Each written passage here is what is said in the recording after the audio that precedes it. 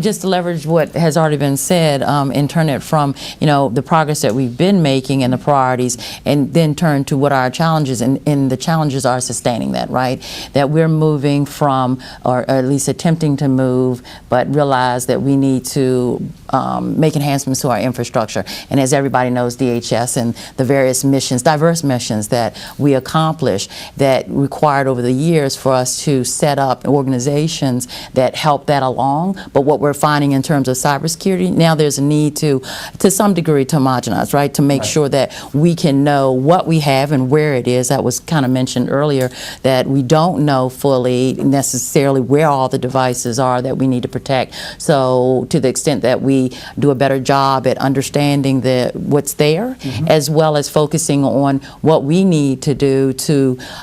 as we move forward and look to how do we want to protect ourselves better, understanding that we have some things in place that we need to get rid of, that we need to eliminate, that we need to move together, and what are those things that we need to do. And in that regard, to the extent where we identify that, is it necessary that we roll that out completely and totally? So the other things that we are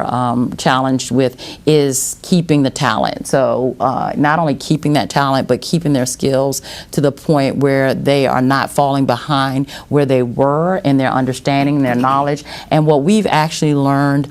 has happened as you get involved in the day-to-day fight and defend, is that they are not able to keep those skills up to where they were. And the collaboration that has been done prior to them coming into government, we spend a lot of time bringing people from outside of government in with those skills, and not being able to maintain those relationships and maintain that knowledge and skill base has to some degree hindered their ability to stay on top and to stay in front, which I just wanted to leverage a little bit, as he was saying earlier, in terms of hardening. So where there's a realization that, one, we may not ever be completely in front of, but what we do know, we need to share between ourselves, and I think over the year we've done that a lot better, and we continue to seek ways in the way of councils, government-wide councils, meeting regularly, and then also those informal networks that would allow us to talk regularly when we see something, what's happening. But in that regard, looking at, well,